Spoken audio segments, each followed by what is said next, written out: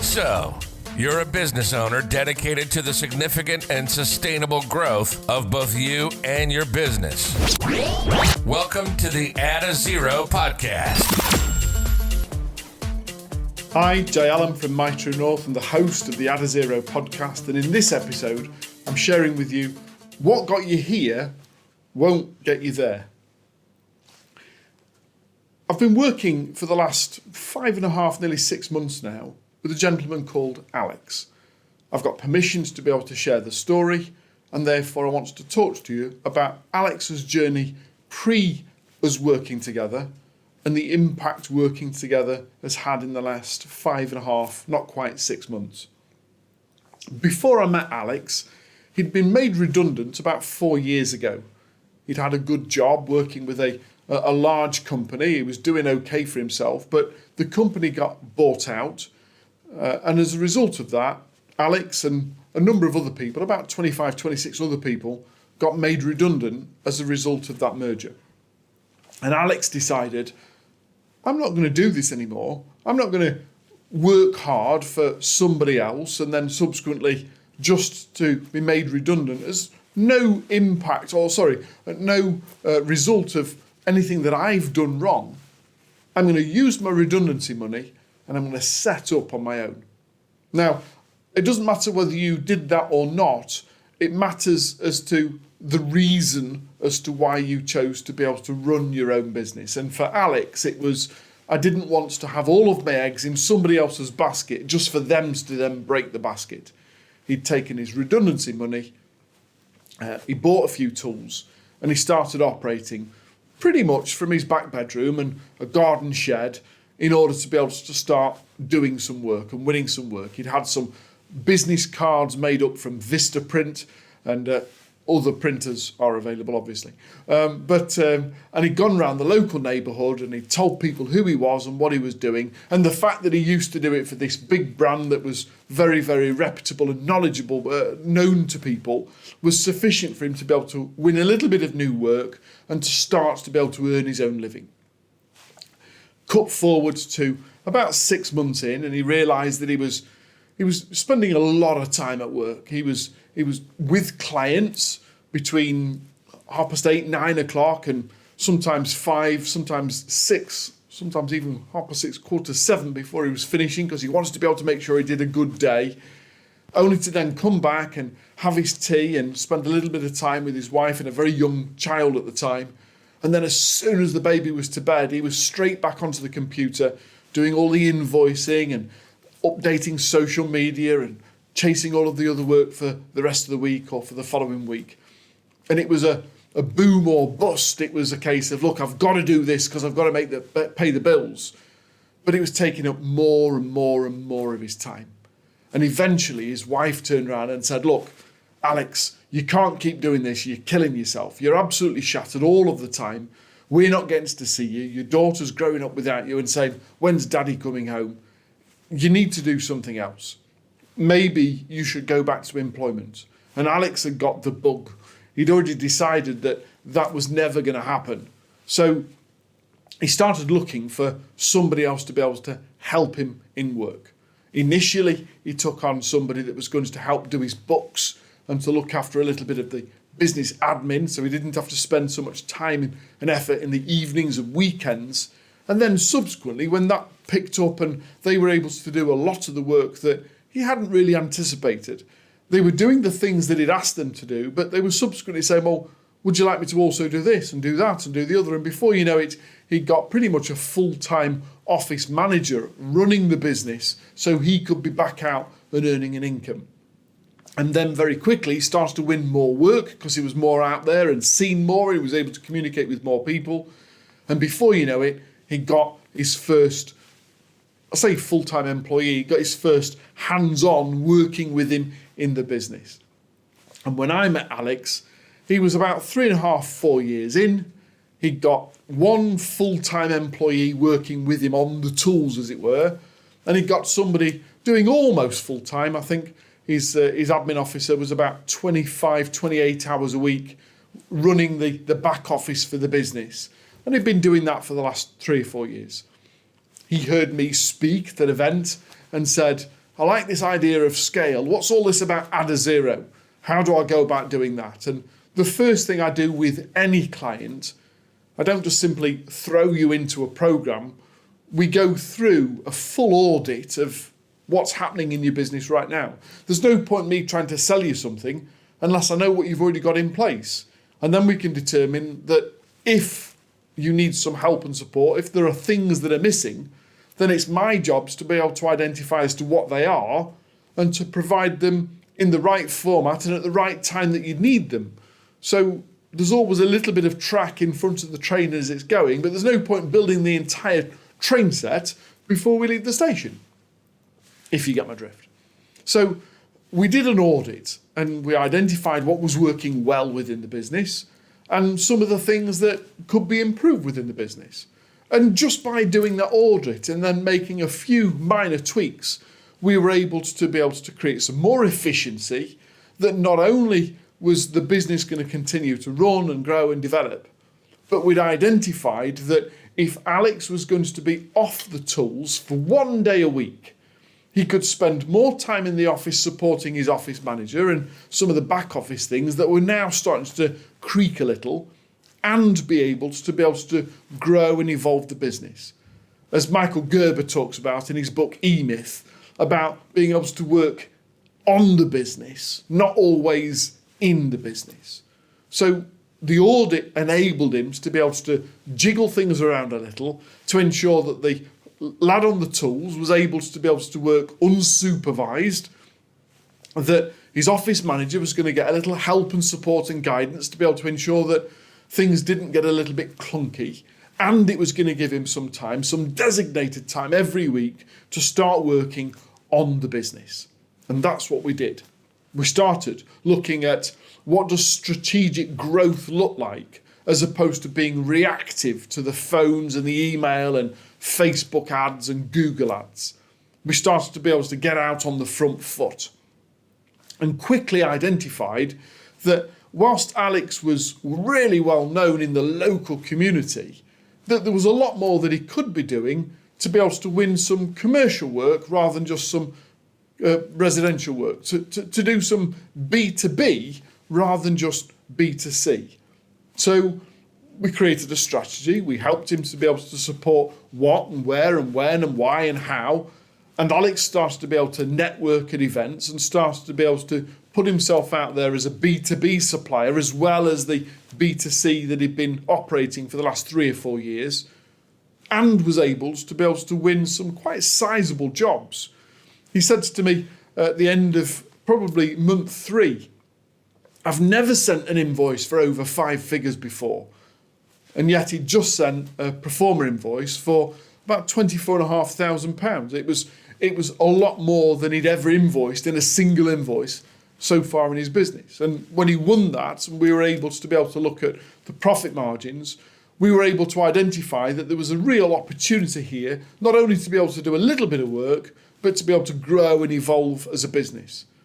But one of the biggest things that was causing him a challenge in that respect was he was paying way over the odds for the rent of the space that he got for his office manager and his kit and equipment to operate from. And if the business was going to grow and expand, he couldn't afford to be able to stay in the place that he was in because the landlord was going to be significantly a hindrance to his future growth.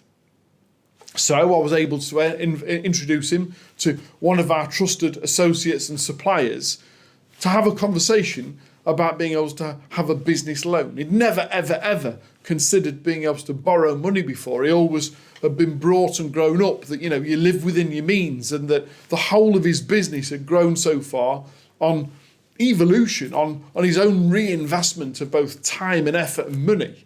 So going for a business loan was quite a concern to him, particularly with the amount of money that I'd suggested that we might choose to borrow.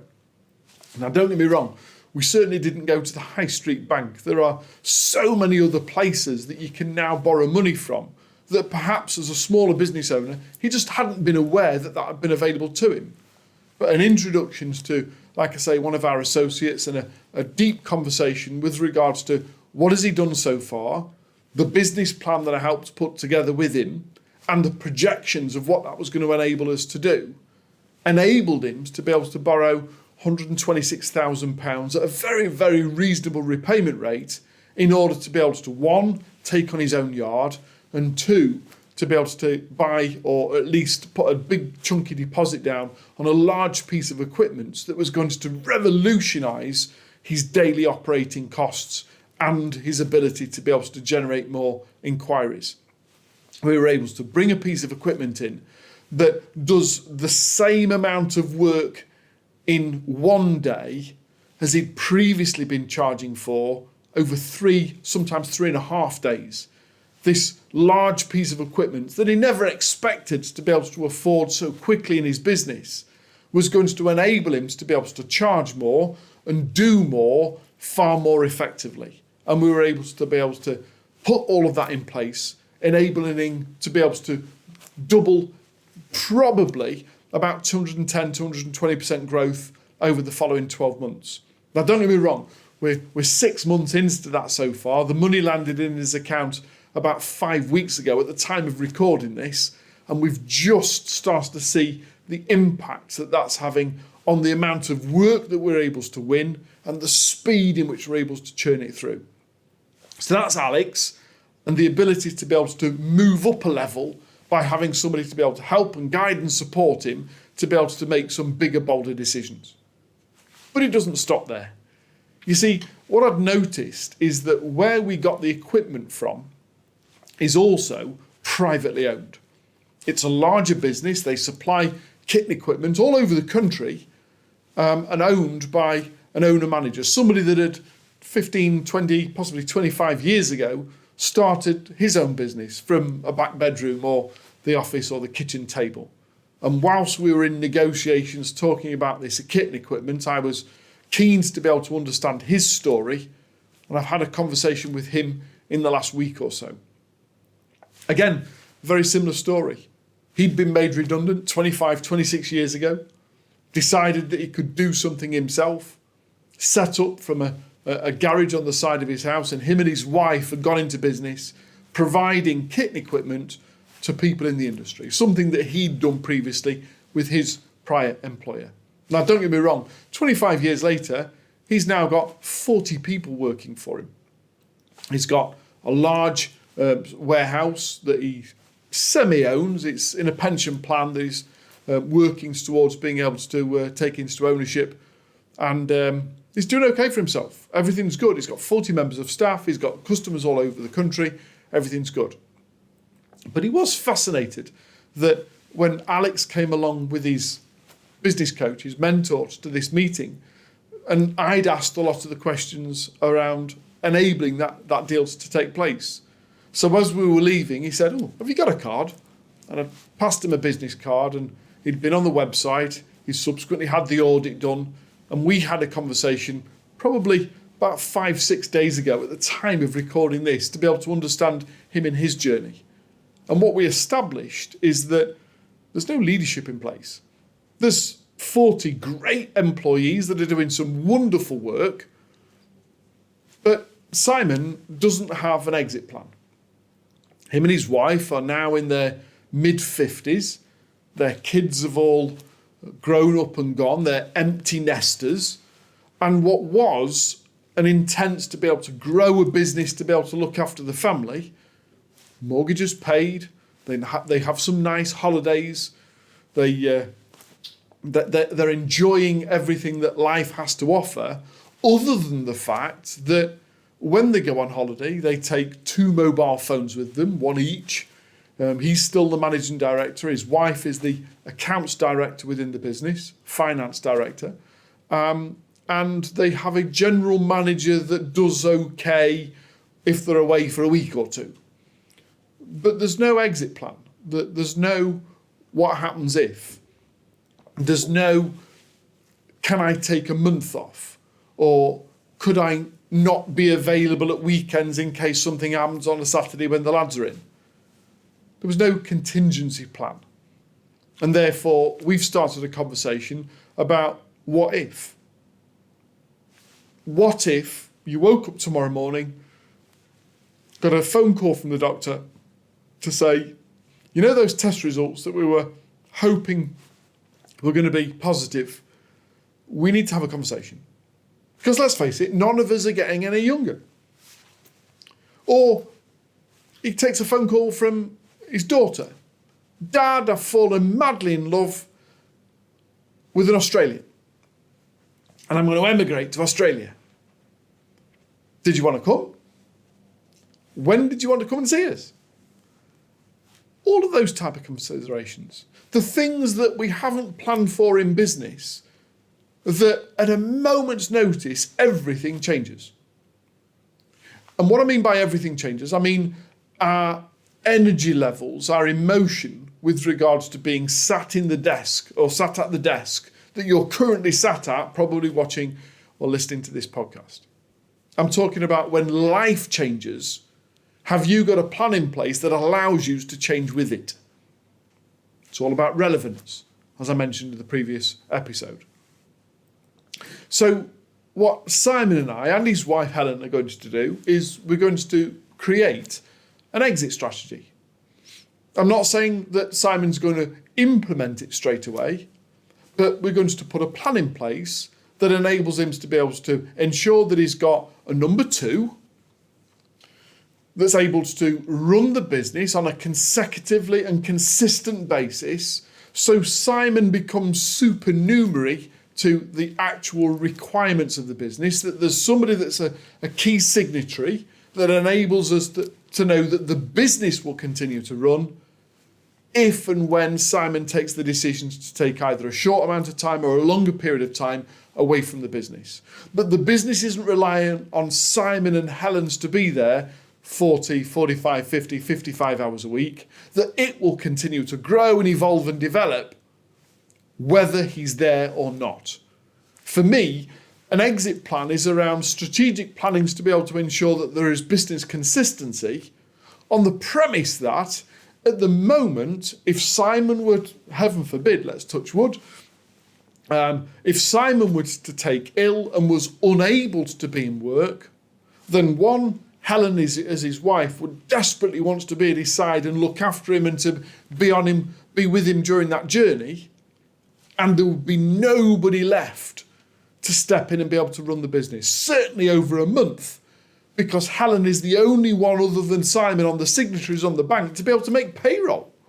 And he's got 40 members of staff relying on him every month, that the cash is in the bank and it's paid out on the final day of the month. The whole business is pivotal on two people being available all the time. So we've created, or we're in the process of starting to create their exit strategy. Not that they plan to exit straight away, but that they have a plan in place that says, at a moment's notice, should either our decisions to stay here or our requirements to be somewhere else subsequently become so, that we can take the plan off the shelf, put it into place, and walk away comfortable and happy that the business will continue to grow and evolve and develop without us being present. It's about being able to make yourself redundant so you return to work when you choose to and not because you have to. Remember, everything that you've done has led you to where you are today, and that in itself should be celebrated. But, as I alluded to in the last episode, around the 5 considerations that you've got to make as a leader over the next 5, 6, 7 years to remain relevant. Everything that you've done that's led you to where you are today could possibly be holding you back from where you could be tomorrow. I'd love to hear your thoughts and views with regards to, have you got an exit strategy in place? Get in touch and let me know. And if you haven't, then perhaps it's about time we had a conversation. God bless, take care. I'll see you next week. That's all for this episode. As always, we really thank you for listening and welcome your comments, thoughts, and suggestions. So please do drop us a line by emailing podcast@mytruenorth.biz. And don't forget, if you haven't already done so, hit the subscribe button on whichever platform you're listening to this through. And tell your colleagues and business network all about who we are. You've been listening to the Add a Zero podcast presented by Jay Allen. Brought to you in association with My True North, the UK's leading ethical coaching company.